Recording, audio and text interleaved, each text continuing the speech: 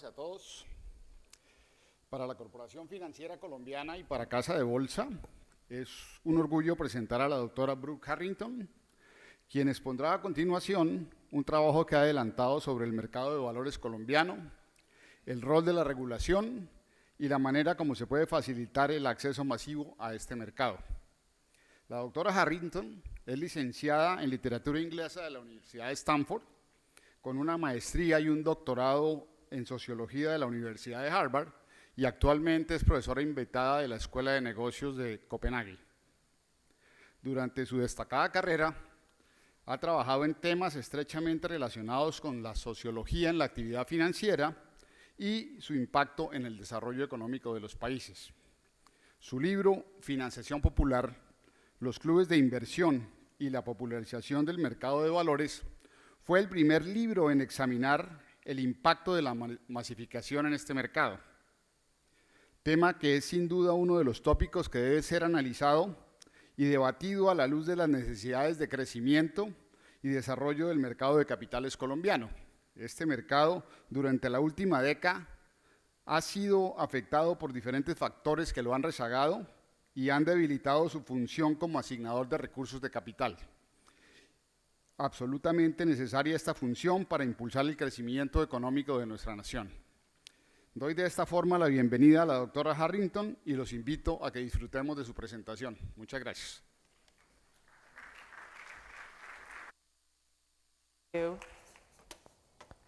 Thank you very much to Asobosa for allowing me to present and to the translators for helping me be understood. I'm sorry I can't address you in Spanish. I'm actually honored and quite humbled to be here shortly after the presidential candidates. They're a very impressive group of people. I think your country is in very good hands. I have a few things to say that might also contribute to building the country, but my talk will be a little different because I won't talk much at all about fintech or technology, but rather about low-tech stuff like people helping people to become investors. That worked really well in the United States, and I think there are some strong analogies to what is happening in Colombia right now. I come to this, of course, as a sociologist, and I've spent the last 20 years studying the relationship between people and markets, and the relationship between that research and Colombia's current conditions will be my subject today. Is the sound okay? Should I be talking into this or into this? If I talk into this, you can hear me? Terrific. I'll walk around then. Okay, so I've written a book. I wrote a book several years ago about how the US became a country in which the majority of adults invest in the stock market. It happened very quickly.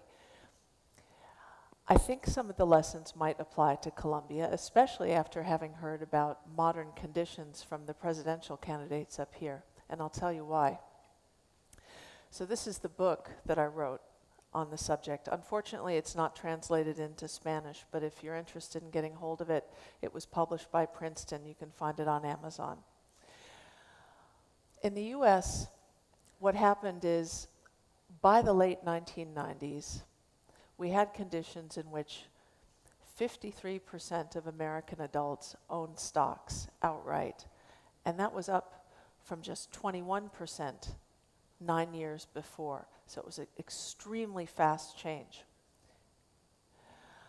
In addition, you had 11% of adults, that was 20 million people, who owned stocks through something called investment clubs. Does everyone here know what an investment club is? Basically, it's similar to microfinance. Imagine a group of people sitting around a table like this. This was actually a very famous investment club called the Beardstown Ladies. They had 3 New York Times bestsellers during the 1990s. But basically, an investment club is microfinance for the middle class. It's 10 or 12 people who meet once a month. They contribute some nominal amount. Perhaps it's only $10 per person per month. It could go up from there. but they pool their money, and then they invest that pooled money in stocks, and they own it together. So the idea is basically like a miniature do-it-yourself mutual fund. Well, this turned out to be an extremely popular idea because it overcame the hurdles to investment that had previously kept only a small percentage of Americans in the market. The average price of a stock on the US exchanges has historically been about $33 per share. It's not a vast amount, but it's enough to discourage first-time investors. When you're an investment club, you don't put up that money yourself, and it's much easier to get to, say, buying an even lot of 100 stocks when you're a group than when you're an individual. Also, the clubs did something that no one else was doing, which is it took on the task of educating people about finance, how to analyze stocks, how to understand risk. And we've heard other people here talk today about the importance of investment education, because you can't get people to invest in the stock market if they don't know what they're doing. After a while, the appeal of a lottery grows pretty skimpy. People don't like wasting their money if they can avoid it. But if they can learn how to invest, if they can see the advantages of investing, then you've got something that helps sustain your economy and build your country. And that's what happened in the US. They called it, at the time, the democratization of capitalism. It was a huge thing in the 1990s. And it was the result of several very long-term trends. One was institutional campaigns to promote investor education and to promote investment as an act of patriotism. And this was actually spearheaded by financial organizations, not by the government. The government had nothing to do with this. It was Merrill Lynch, the brokerage. It was the New York Stock Exchange. They realized that after the 1929 crash, a whole generation of Americans was completely lost to the stock market. They wanted nothing to do with it. They regarded it as a lottery, basically, and nobody wanted to get burned again. So slowly but surely, they ran these campaigns, advertisements, educational campaigns in the schools, in groups for adults, saying, hey, you should think about investing. Perhaps we can teach you some things. And they would put out educational materials. Nothing changed overnight, but it built up a level of awareness that became instrumental later on. Another major factor that pushed people into investing was that the US went from a place where if you worked all your life at a company, you would get what's called a defined benefit pension. That is, a pension of a fixed amount that you could count on every single year from the time you retired to the time you died. It was a pretty cushy deal. And then that pretty much began to phase out in the 1970s. There were some changes to our tax laws that made corporations move to what are called defined contribution plans, the most popular of which is called a 401k. It's named after a section of the US tax code. But basically it became a lot less troublesome for corporations to provide pensions to their employees if they could shift all of the risk and all the responsibility to the employee, meaning the responsibility to learn how to invest. What would happen is your company would say, we'll match every dollar you put into your pension, every dollar of your pre-tax income, we'll give you $8 or $10, and we'll give you a menu of funds to invest in, but you have to decide which funds and how to allocate the money. Well, nobody knew how to do that. People were totally unprepared, and there was this sort of growing panic as more and more companies shifted to these defined contribution programs because they placed burdens on Americans that had never been experienced before. It forced people to learn about investing, and there weren't a lot of good places to do that. Finally, demographics. You may have heard of a group of people in the US who were born starting in 1946 till about 1960. They're called the baby boomers. Right around 1990, 1995, they started to roll up to their late 40s, early 50s. In other words, they started to have to think really about retirement. Normal retirement age in the US has historically been the age of 65, maybe 70. So you roll up to 50 and you start going, oh, do I have any retirement savings? If you don't have a defined benefit pension plan from your company and you haven't been paying attention to your defined contribution pension plan, you're in trouble. So there was a mass panic demographically of all these baby boomers realizing we're going to retire soon and we don't have anything. We better learn how to invest.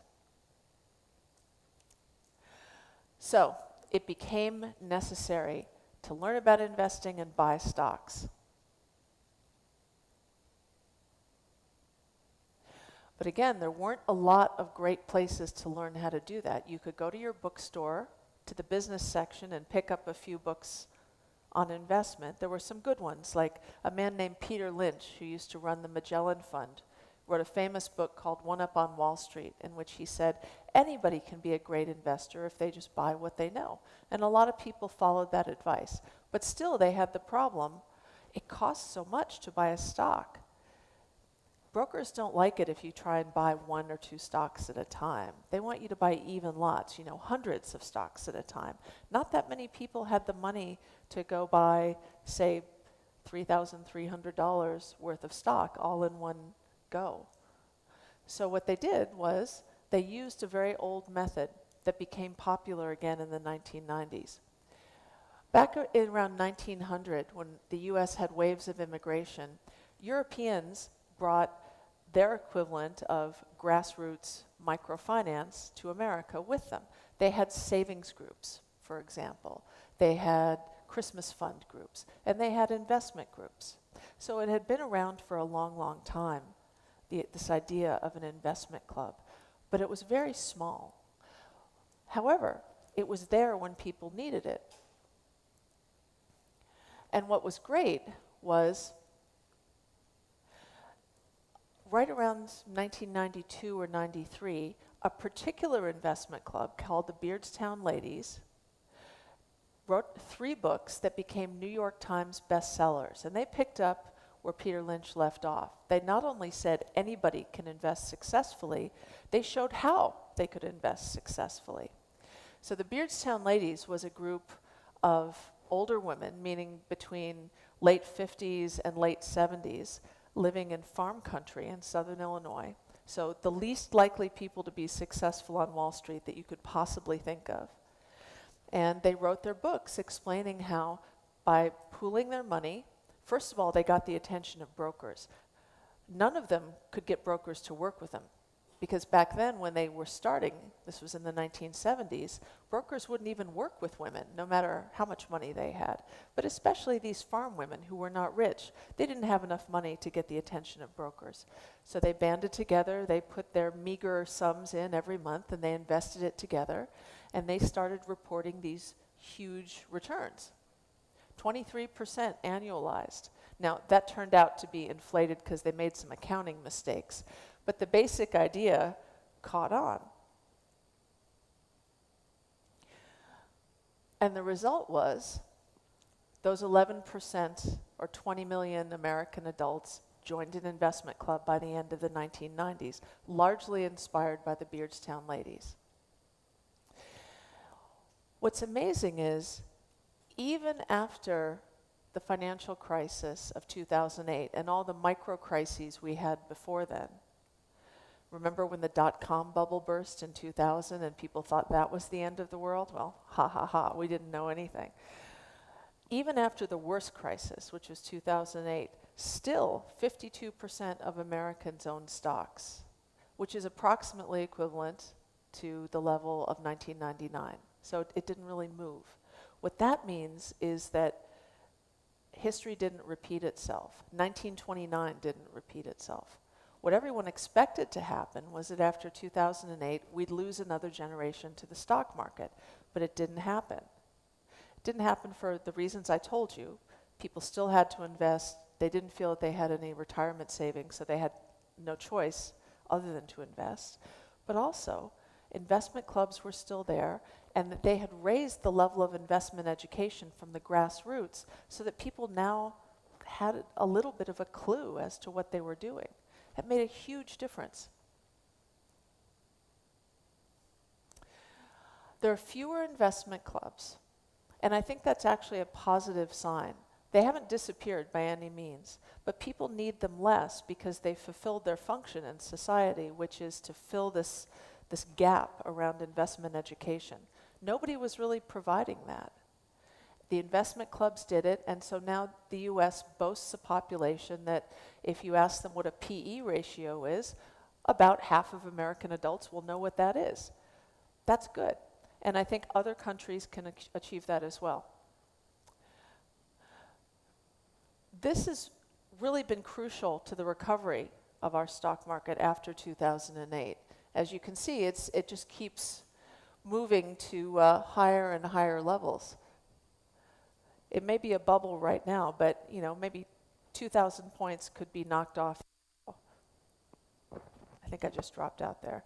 2,000 points could be knocked off the Dow, but fundamentally there's still faith in the market, and it would seem to take a great deal to shake it. So that's good. The economy is still thriving because of that. So when I say building investor education, building capacity in your citizens to understand the market is part of the task of nation building, that's what I mean, because it happened in my country, and it's been like a safety vest around us as we float in the uncharted waters of the 21st century in finance. So how does this all apply to Colombia? Obviously, they're very different countries, although I have to say, after hearing the presidential candidates speak up here, I'm more impressed by how much we have in common. Certainly we have our problems now with people not paying their taxes, with issues of corruption in government. Faith in government is at an all-time low, and yet somehow people continue to invest in the stock market. In a way, that's positive. They have faith in some things. Some of the shared conditions are that, from the data I can gather online, about 62% of Colombian adults don't have retirement savings. That's a figure from the National Bank of Colombia. So if that's the case, you have pretty similar push factors, meaning things that will push people or give them an incentive to invest in the stock market. Of course, the financial industry is seeking a broader base, just as the US financial industry was. And of course, you have a strong need for public education on finance and on buying and analyzing stocks. The US has had the same thing. I think it can be overcome in many of the same ways that the US did. You also face similar problems in terms of stock prices, individual stock prices being high relative to household income. From what I've been told by Bolsa, the average price of a share on this exchange is about US $6, relatively high compared to household incomes, and also the brokerage problem, which is you can't buy and sell without going through a full-service brokerage. That's pretty much what the Beardstown ladies were facing. That's what the US looked like in the 70s and 80s. Now we have E-Trade, now we have Charles Schwab, but that took a lot of time to build up. First, we had to solve the problems that Colombia has to solve now, which is getting people motivated and educated and thinking of the stock market as a place to put their disposable income. So some of the challenges you face is that not only do you have to go through a full-service brokerage, but apparently it's hard geographically to access those brokers. That's a pain. Entry costs, as I mentioned, are relatively high. People might be afraid of losing money.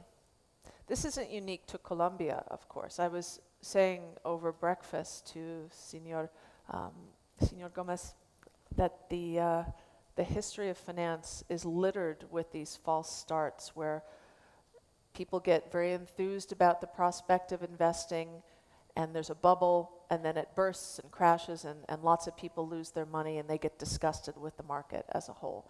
It happened in the very first financial crash in history back around 1701 in the South Sea bubble in Britain.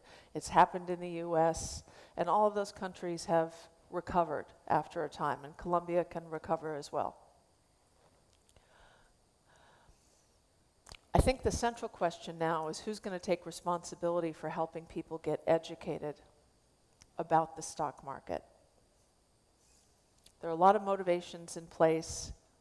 You don't have to tell people that it's bad not to have retirement savings. I'm sure they are well aware of that. But how do you convince them that the market is a good, trustworthy place to put their income, and it's a place where they are competent, they know what to do? So I have some ideas about that. One of them is to leverage something that Colombia already has, which is a very active network of microfinance. Remember I said that investment clubs are like microfinance for the middle class? Well, a rotating credit association, to which apparently 1/4 of Colombia's adult population belongs, according to national statistics, a rotating credit association works a lot like an investment club. People are already doing it.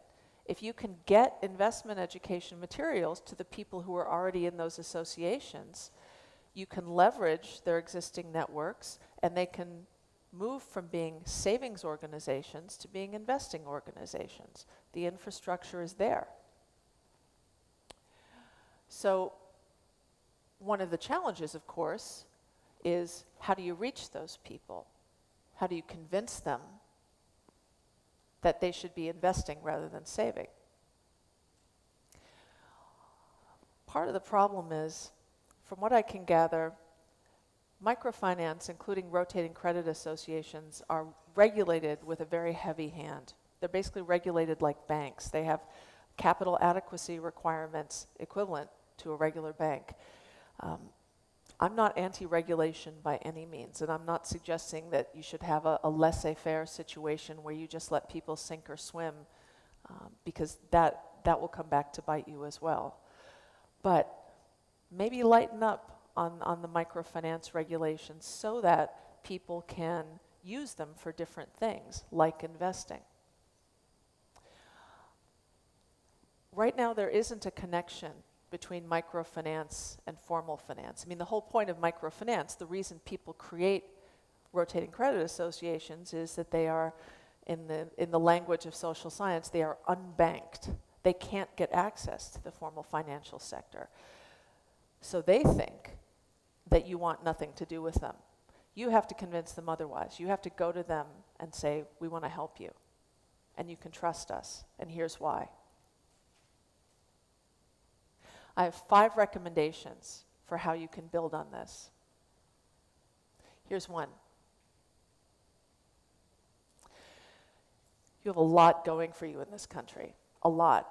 Of course, Colombia is very popular with external, international investors, rapidly growing economy, great stability, lots of respect in the international community for what you've been able to achieve politically.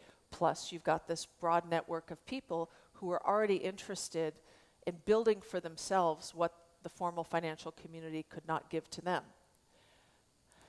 Help them thrive. Do financial outreach like Merrill Lynch and the New York Stock Exchange did 50 years ago. I can help you find the models. My suggestion, though, is that you don't try to do it through technical means, that you do it the old-fashioned way. We call it shoe leather.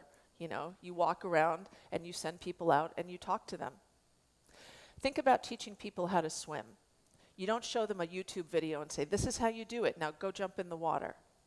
Nobody learns how to swim that way. They don't read a book to learn how to swim. It's a person teaching another person how to swim. And, you know, for the people who are maybe taking their very first step into the markets, it is sort of like life or death, like jumping into the deep water, and they're afraid they're going to drown. So the way that you help them is you send people face to face and you explain to them what a stock market is and how it works and how you're going to help them learn how to navigate it. It's not going to be quick. It's not going to be cheap. It's going to take time, and it's going to take, you know, basically ambassadors. You're going to have to send out ambassadors to reach these people. But what's great is you don't have to build up a network from the grassroots. It's already there. You just have to go to them. That's a huge asset. Advertise to them.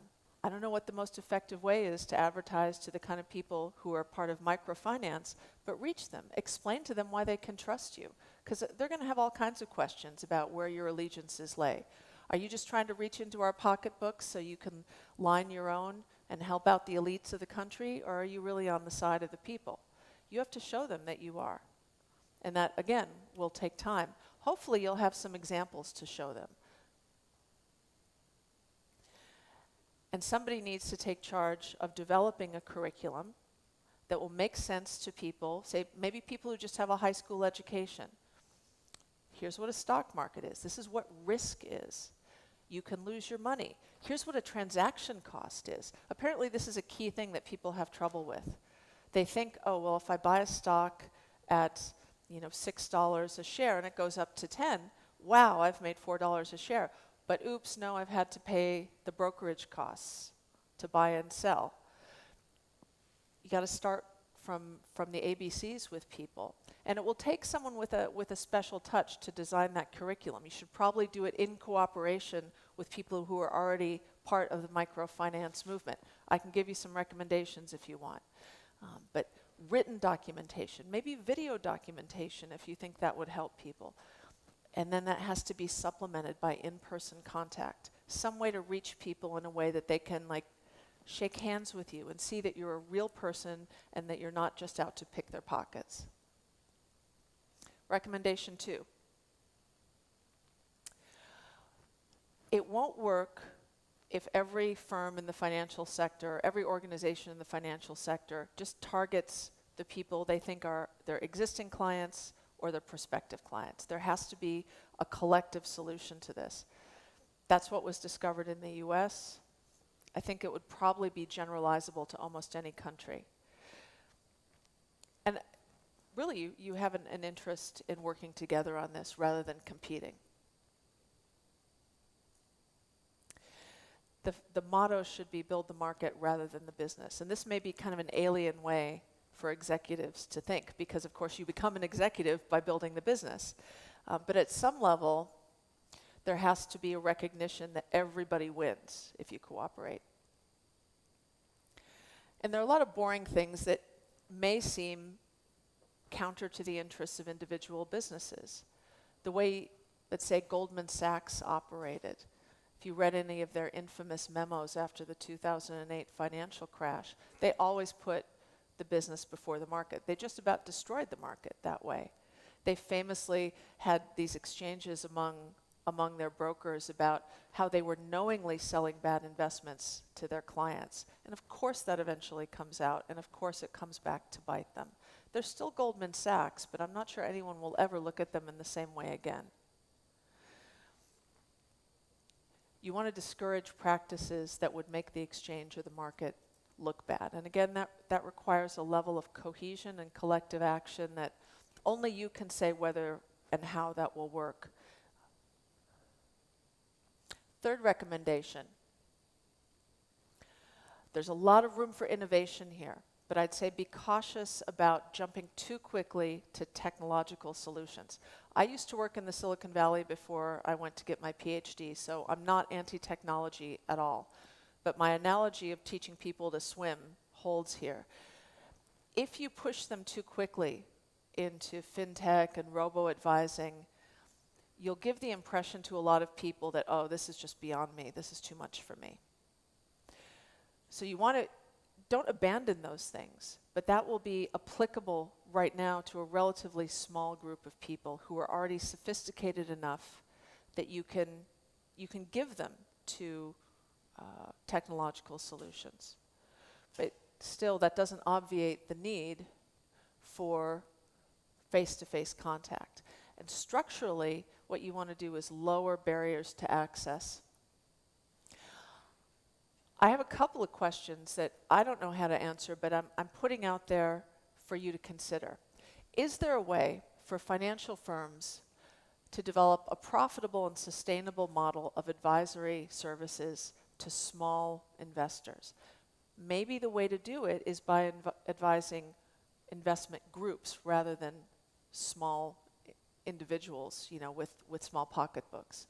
I don't know if that is sustainable on an investment group basis, but it's something to think about because there's a need there. Second of all, is there some way to lower the average cost of a share on the Colombian exchanges? Could stock splits be done? Could some sort of subordinate investments, introductory level investments be offered? Even in mutual funds. What you want to do, of course, is increase volume, reduce spread. Encouraging people by making it less onerous for them to enter the market is always going to be a good idea. Finally, group investments. Mutual funds we talked about a little bit. Real estate investment trusts are a great way to build the infrastructure of the country with funding that might not be available from the government. Something to think about. It keeps money local, it diversifies people's investments. You can position it for people as, well, you don't want to take a risk. You don't want another case of Ecopetrol? Great. Here's what we can offer you. But of course, you'll have to explain what that is. Recommendation 4. Getting the regulatory framework right is crucial. I would start with giving more autonomy to the grassroots level. Don't regulate microfinance like the formal financial sector. Sure, regulate it. Don't leave people to their own devices because you don't want them to be taken advantage of by unscrupulous people. But regulate it sensibly. Maybe work with people who are already in the microfinance sector to say, what do you need? Where can we lighten up here? One thing I'd really recommend is don't make the mistake that the US has done, which is to eliminate fiduciary responsibilities among financial advisors. Right now this is under consideration, and I'm pretty sure it's going to come back to be a disaster for the United States. You may know the fiduciary rule says that financial advisors are supposed to advise their clients in the client's best interest, not for their own benefit. It's been very helpful to have those sorts of rules in place. If you take them away, you get all sorts of bad actors involved who will be only too happy to take advantage of unsophisticated people, and that may scare away another generation of potential investors. And of course, the exchange itself has to self-regulate and cultivate a reputation for being scrupulously honest and having the highest integrity. And that should be something that's publicized as much as possible. If there's any way that you can show people examples of when you self-regulated in a way that was not necessarily in your financial interest, but in the interest of maintaining long-term relationships and trust with clients and investors, definitely do that. That's what people need to see to trust you. I'm not familiar with Colombia's tax code, but of course, a very common move here is to give preferential tax treatment to investors, especially long-term investment. So for example, capital gains from investments that have been held longer than 1 year or 5 years are taxed at a lower rate than capital gains from shorter-term investments. That's something that may come to matter to people, especially in the middle class. Recommendation number 5. Compared to the rest of Latin America, Colombia has a lot of attractive advantages. Stability, of course, high growth, and don't undersell the simple value of doing business in Spanish on the same time zone, or approximately the same time zone as the rest of Latin America. What I've learned from my most recent project, which was 8 years studying the world of offshore banking, including in places like Panama and Uruguay, is that people really care about language, their language preference, and they care about time zones. Clients don't want to have to constantly be doing the math to figure out if they can call you. So if you're, say, a middle-class person in Chile right now, there might not be a lot of attractive options for you to invest in Chile. But oh, look, there's Colombia, here's Aso Bolsa. You can speak to them in your native language, they're on the same time zone. Let's give them a call. I understand that the rules have just been changed so that Chilean pension funds can invest here. Well, let's get some Chilean individual investors up in here too, and maybe from Peru as well. This could be a real leadership position for Colombia. Middle-class people all over this region, ones who are already educated in finance, but who don't have a good place to put their money, they're looking for good places. This could be one of those places. And you might think, well, you know, Panama is already established doing this, but what they're good at is attracting foreign investment. They're really good at that. But their brand has been damaged recently because of Mossack Fonseca. So they're not so attractive within the region. Colombia can become the trusted player here. This creates a big opening for you guys if you play it right. Brazilians, of course, need an alternative to Brazil. You might not be able to serve them in Portuguese, but Spanish is maybe preferable to dealing in English for them. Long term, I mean really long term, there'll be regime change in places like Bolivia and Venezuela. Apparently Bolivia is sitting on top of the biggest lithium reserves in the entire world. There's going to be wealth coming out of those places. Venezuela still has its oil. Who knows what's going to happen with that in the short term? But in the long term, if Colombia has built up its institutional reputation and built up trust in the region, you're going to be there to be the sort of the catchment area for all the investment money that people want to put somewhere safe. They may not want to go to Panama. They may not want to go to the Cayman Islands. For many of them, it's probably more convenient to go here.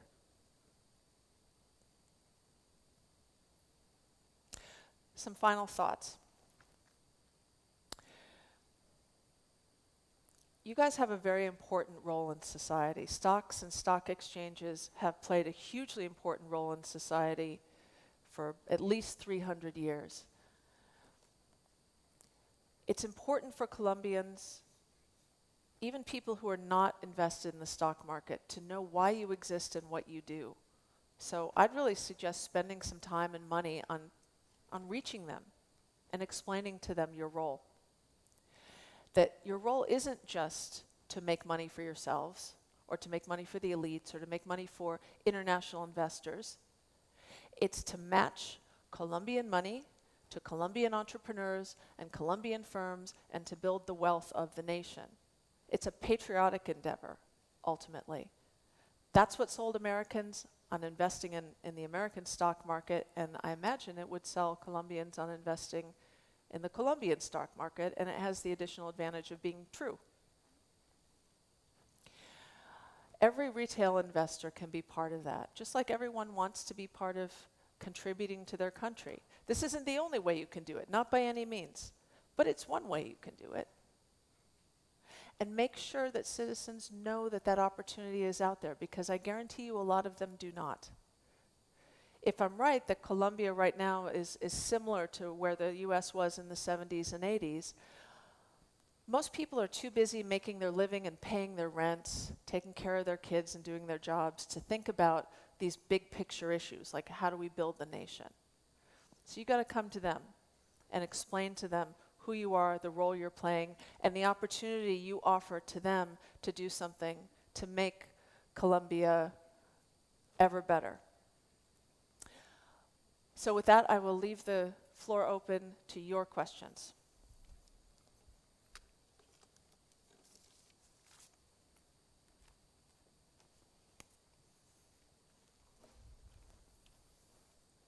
Professor Brooke, thank you. I want to do a brief comment and then ask you a couple of questions. Hola, buenas tardes. Tengo un par de minutos y quiero aprovechar para resaltar tres temas que me parecen muy importantes, no solo de lo que acabamos de oír de la profesora Brooke, sino lo que hemos venido oyendo durante estos 2 días. El primer tema es la inclusión financiera. Creo que es el objetivo y una de las principales cosas que podemos llegar a tener con las fintech. Y vimos muchos ejemplos de fintech orientadas por el sector privado. Acá nos mostraron bastantes ejemplos en diferentes temas y nos mostraron cómo acá en Colombia estamos trabajando bastante, sobre todo en el tema de pagos. Eso fue como la mayoría de desarrollos que teníamos. Sin embargo, en el tema, por la parte del gobierno, nos dimos cuenta que las iniciativas eran mucho menores. Había solamente un ejemplo muy importante del gobierno indio cuando logró, a través del tema biométrico, de categorizar todas las personas, y eso les permite ahora abrir una cuenta en 5 minutos por internet. Este tema de gobierno es disruptivo, esto realmente genera un cambio, y si queremos poder disminuir la gente que no está metida en el sector financiero y aumentar esa inclusión, tiene que venir por los dos lados, tanto la parte privada, que ya vimos que tiene muchos desarrollos, como los desarrollos por parte del gobierno, como el ejemplo claro de la India. Entonces, estas dos cosas empiezan a trabajar en conjunto para llegar a un objetivo como la inclusión financiera. El segundo tema que me pareció muy importante, la colaboración. Cuando tuvimos el panel de las personas donde estaban los bancos y donde estaba Afin, que nos mostró su plataforma, que por cierto me pareció bastante innovadora e interesante, nos dimos cuenta que en la medida que logremos colaborar y tener un pool de información, todos los desarrollos que hagamos para verificaciones, para todos los temas de seguridad, van a ser mucho más fáciles y se van a demorar menos. En ese sentido, hay que generar esa colaboración desde una entidad descentralizada. Y el último tema es la confianza. Ese también se tocó tangencialmente por muchos de los speakers y un poco más en profundidad cuando hablamos de blockchain. Nos dimos cuenta que el blockchain en sí es difícil de hackear, pero lo que queda al final de blockchain, que es la información, esa sí es fácilmente hackeable. Y si revisamos los últimos 5 años, hemos visto muchos ejemplos de robo de información, de robos de números de tarjetas de crédito y todo ese tipo de cosas que genera desconfianza. Me tranquiliza mucho que desde la parte de la agenda del regulador esos temas ya se estén viendo y se estén viendo de una manera transversal con otras entidades como los ministerios. Eso me indica que vamos como en la dirección correcta. Entonces quería como compartirles esas 3 cosas, aprovechando el tiempo que tenemos, y hacerle 2 preguntas básicamente a la profesora Brooke. La primera pregunta con respecto a la educación. Ahí hablamos de lo importante que son los clubes de inversión, de cómo esto realmente hizo un cambio en los Estados Unidos al generar ese volumen y lograr que estas personas llegaran en masa, bajando los costos. ¿Cómo se potencializa este tema, teniendo en cuenta que acá en Colombia, por ejemplo, hace bastantes años, la Bolsa de Valores viene liderando un tema de educación financiera de la mano con las universidades y de la mano con las firmas de bolsa? ¿Cómo llegamos a ese nicho que queremos llegar? Esa sería mi primera pregunta. Y la segunda, muy en línea, es básicamente el tema de los robo-advisors. ¿Cómo hacemos para que este tema de educación vaya a la misma velocidad que van las fintech? Los robo-advisors van claramente a una velocidad diferente, pero un robo-advisor sin que el cliente lo entienda no va a ser tan eficiente.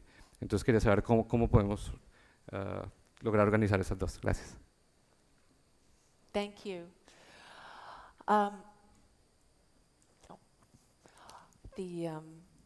You make a very good point about the cooperation of the government. I didn't mention them because obviously you don't control what level of support, if any, the government will give you in this initiative, but obviously it would be very helpful if the government also invested in this effort. That would be wonderful, and I think very much in the interests of the country. But I tried to sort of pitch my remarks to the assumption that if you don't get that support, you can still make a lot of headway on this problem. I'll take the second question first, which is, what is the role of fintech and robo-advisors? I think there's sort of a tiered situation. Clearly, there are already people who are investing in the Colombian stock market from within Colombia, and for them, fintech and robo-advisors might be the next step.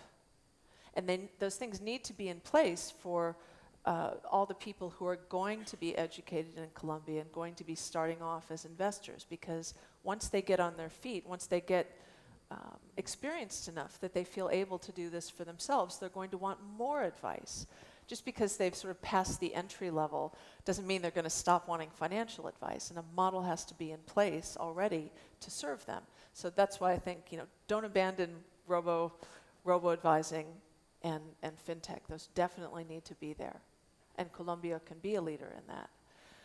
As for how to build from the real grassroots for people who are starting from zero, there's probably someone in this room who knows much better than I do whom you would speak to about contacting the existing networks of microfinance in this country. But at some point, they have to have connections in the banking sector. And I think actually some of the politicians who were up here speaking were going to speak next to something they called cooperativas. Is that right? I don't know if that's connected to microfinance, but there are already organizations in place in your society that are plugged in to this grassroots network. And I'm the last person in the room who would know what those are, but they're certainly there. You don't have to go ask random people on the street, are you a member of a rotating credit association? I'm sure you can find them much more easily. The question is, how do you approach them once you find them? And that's something that every financial organization that's tried to build up mass participation in the stock market has wrestled with. I can give some pointers on that, but I'm sure the people who are already there working at the grassroots level will have lots of ideas about, where to start with people who may have never heard the words PE ratio before. You can't just hand them a book like, Benjamin Graham and say, read this and you'll figure it all out. Eventually, you may want to teach them some of the same principles about investing for the long term. You have to say things like, this is not a lottery. This isn't going to make you rich overnight. Don't expect it to. You're investing in the country, and here's how to think about that. Ultimately, it's not just a set of skills, even analytical skills, although those are important. It's a different way of thinking about money. And I know some people who say teach in the US prison population with people who have never had a bank account, they've never been connected to formal finance at all. And so I know some things about like where you have to start with people who may have no experience with the financial markets. But of course, you will face issues here that are unique to Colombia. Thank you. All right. Thank you all very much.